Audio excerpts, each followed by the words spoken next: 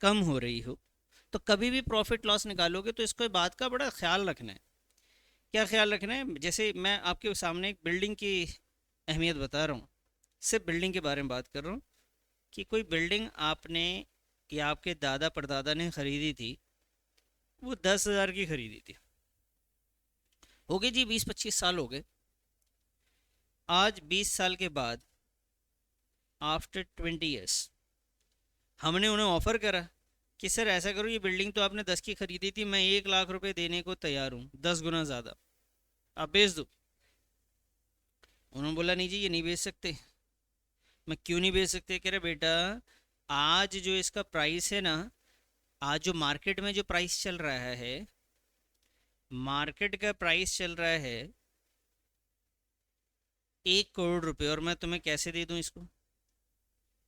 और commercial property आपने कई बार देखी होगी, ऐसी होती है, छोटी सी दुकान होती है और कभी कितनी की खरीदी थी और पता नहीं कहाँ से कहाँ पहुंच जाए।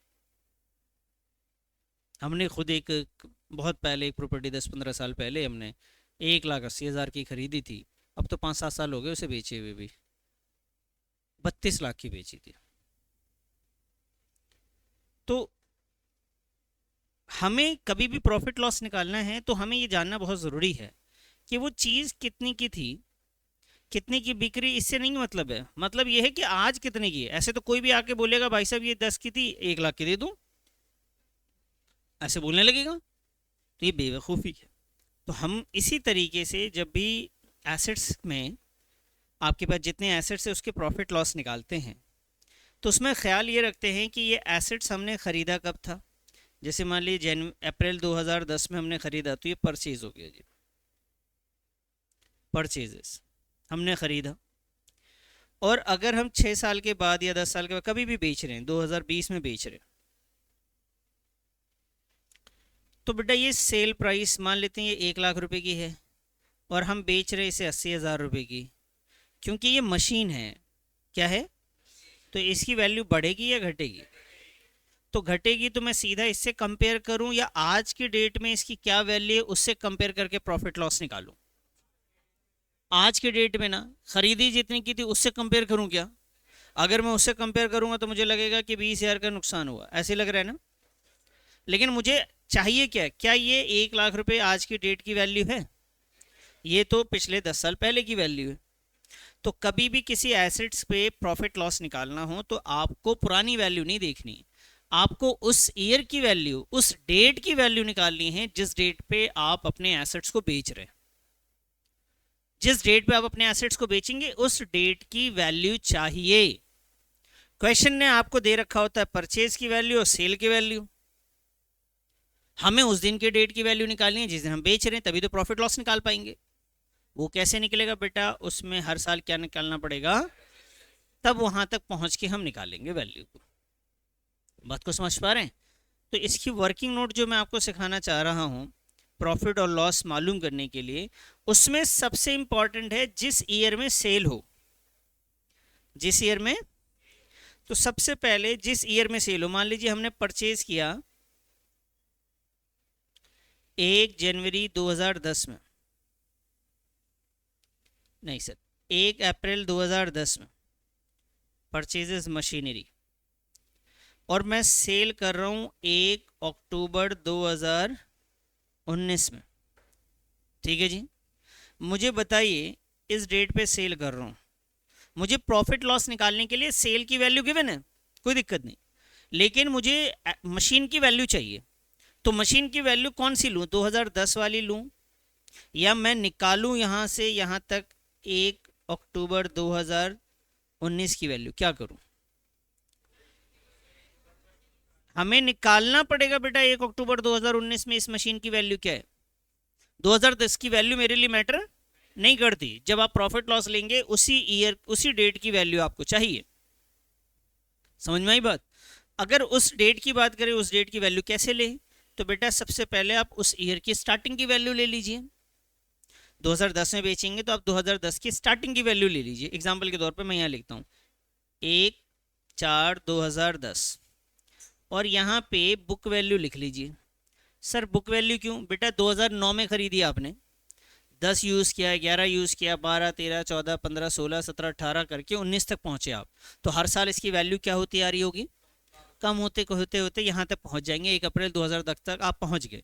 वो कैसे कम हो रही, जब आप अकाउंट बनाते तो हर साल 10% माइनस करते हैं ना, या 20% है तो 20% माइनस करते हुए कौन से साल में आ जाएंगे आप, 2010 की स्टार्टिंग में आ गए। आप उसकी बुक वैल्यू लिख लो जो गिवन है, जो आपने कैलकुलेट किया है वो लिख लीजिए। फिर उस ईयर में, जिस ईयर में आपने सेल किया, चेक कीजिए क्या उस ईयर में आपने इसको यूज़ किया। बच्चे अगर आपने यूज़ किया है तो आपको क्या निकालना होगा, आपको निकालना होगा डेप्रिसिएशन। बोलिए क्या निकालेंगे, आप निकालेंगे सर डेप्रिसिएशन। Very good. अब ये डेप्रिसिएशन कितने दिन की, बेटा ये डेप्रिसिएशन जैसे अप्रैल से लेके अक्टूबर में बेचा तो अप्रैल, मई, जून, जुलाई, अगस्त, सितंबर, तो 6 महीने, अक्टूबर में तो बेच दिया आपने, तो मैं कितने दिन का डेप्रिसिएशन निकालूंगा, 6 मंथ के बाद की वैल्यू मुझे मालूम चल जाएगी ना फिर, हाँ या ना। तो ये आया जी बुक वैल्यू, और ये डेट आ गई आपकी 1 अक्टूबर 2010। फिर हमने इसी डेट पे, क्वेश्चन ने आपको दे रखा है, कौन सी वैल्यू दे रखी होगी, सेम डेट की आपको सेल की वैल्यू गिवन होगी, वो आप सेल वैल्यू लिखेंगे, और उसके बाद बेटा आपका आएगा प्रॉफिट और लॉस। कैसे, इन दोनों को जब आप कंपेयर करेंगे, इस डेट पे आपकी बुक वैल्यू कितनी और इस डेट पे आपकी सेल वैल्यू कितनी है, जब ये दोनों कंपेयर होगा तब जाके आपका क्या निकल कर आएगा, प्रॉफिट और लॉस। अगर आपने ये इस ईयर तक का आपके पास बुक वैल्यू है तो बहुत अच्छी बात है, नहीं है तो आप शुरुआत से डेप्रिसिएशन लगाते हुए जाएंगे। जब से परचेज किया तब से डेप्रिसिएशन लगाते लगाते लगाते आपको कहाँ तक पहुँचना है, 1 अप्रैल 2010 तक। फिर 6 महीने का और लगाएंगे तो अक्टूबर आ जाएगा, उसके बाद की वैल्यू निकल जाएगी, तब जाके आपका प्रॉफिट लॉस आएगा। बात समझ में आई बेटा। ये वर्किंग नोट बहुत इंपॉर्टेंट है, बच्चे यहाँ पे बहुत गलतियाँ करते हैं, वो बिल्कुल भी ध्यान नहीं देते वर्किंग नोट पे। आप प्लीज़ इसको नोट कर लीजिए, इस वर्किंग नोट को, उसके बाद हम आगे बढ़ेंगे। बताइए जी, नोट कर लिया आपने। देखिए, जब भी कोई क्वेश्चन बनाएंगे जिसमें प्रॉफिट लॉस है, उसमें इस बात का बहुत ख्याल रखना है। वापस से आता हूँ, मैं आपसे पूछता हूँ, मान लीजिए आपने एसेट्स को ख़रीदा था 2008 में, तो जिस डेट पे आपने ख़रीदा है, क्या वो वाली वैल्यू आपको यहाँ चाहिए, नहीं चाहिए, वो वैल्यू नहीं चाहिए। आपको वो वैल्यू चाहिए जिस ईयर में सेल किया गया, उस ईयर की स्टार्टिंग की वैल्यू चाहिए, उस ईयर की स्टार्टिंग की वैल्यू। फिर अगर उस ईयर में यूज़ हुआ है, 6 महीने यूज़ किए तो 6 महीने का डेप्रिसिएशन, 3 महीने यूज़ किए तो 3 महीने का, और नहीं यूज़ किया है तो कोई डेप्रिसिएशन नहीं, फिर सेल वैल्यू सेम आ जाएगी ना, सेम डेट भी सेम होगा। तो बताओ मुझे कौन सी डेट का चाहिए, जिस दिन आपने बेचा है उस दिन की वैल्यू चाहिए, जब खरीदा था उस दिन की वैल्यू चाहिए, या उस ईयर के स्टार्टिंग की वैल्यू चाहिए, उस ईयर की स्टार्टिंग की वैल्यू। जिस दिन आपने सेल किया डायरेक्ट वो वैल्यू मिलेगी भी नहीं, आपके पास तो बीडी होता है ना हर क्वेश्चन में, तो आपको कौन सी डेट रहेगा, उस ईयर की स्टार्टिंग की वैल्यू गिवन होगी। बस आप स्टार्टिंग की वैल्यू ले लेंगे, उस पर डेप्रिसिएशन लगाएंगे, जितने दिन उस ईयर में यूज किया गया, जिस ईयर में बेचा गया, फिर वो डेप्रिसिएशन लग जाने के बाद वो डेट आ जाएगा जब आपने बेचा। नहीं बात समझ में आई, क्लियर है ये, क्वेश्चन करवाऊँ अब मैं, आओ जी इस पे क्वेश्चन करते हैं, फिर समझ में आएगा हमें।